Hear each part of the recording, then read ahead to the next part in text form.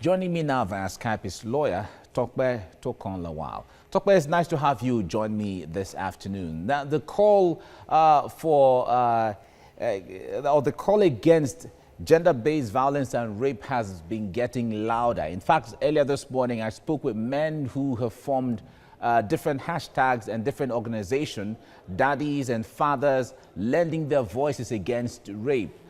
What more can be done to bring this to an end, actually?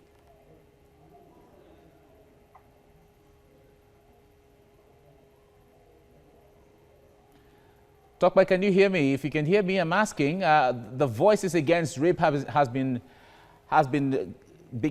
becoming louder by the day. How much more can we bring? What can we all do together to ensure that this comes to an end, really?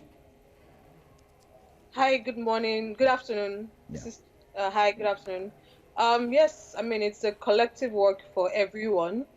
So it going from even how we speak about it in public places, whether it's social media or in person to our friends, our colleagues, let's not take up the habit of victim blaming and saying, oh, somebody was raped because they did so and so. No, it's always the perpetrator's fault.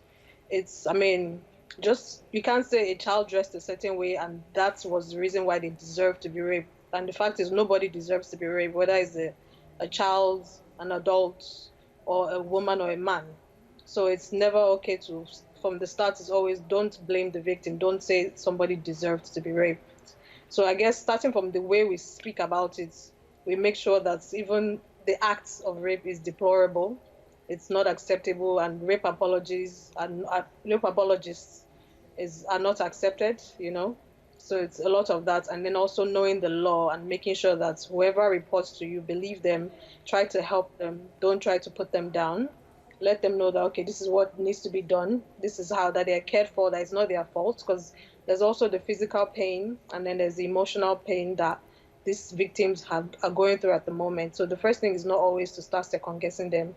Let them speak freely and try and get as much evidence as you can, because I mean, rapes are usually not a public situation. All It's right. usually private between the two Okay, talk about parties. that from the eyes of the law. Yeah.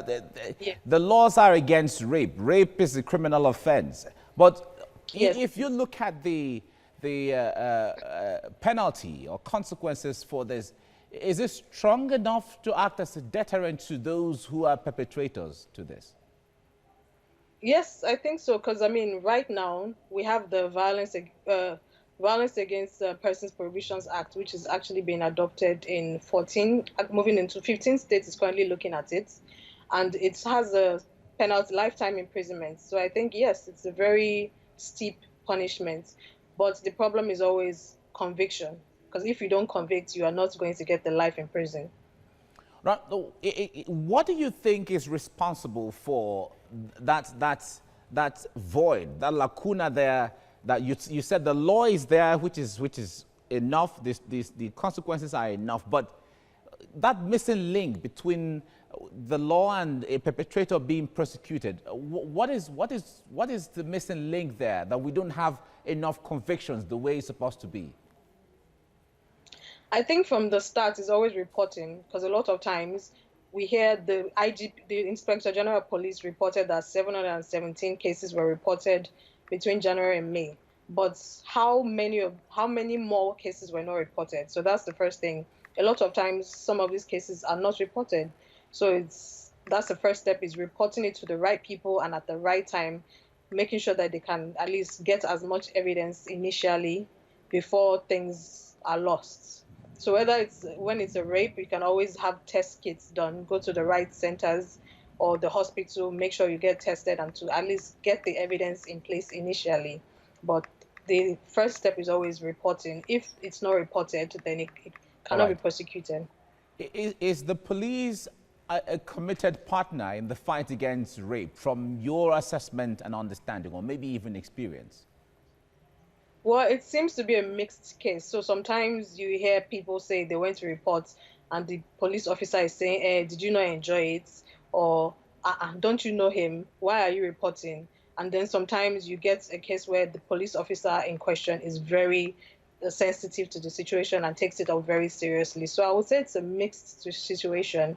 But I believe that more and more the Nigerian police is making more efforts to address the prevalence of rapes in Nigeria and addressing it and punishing and finding, at least investigating these cases. All right. Tope Tokan Lawal, thank you so much for talking to us.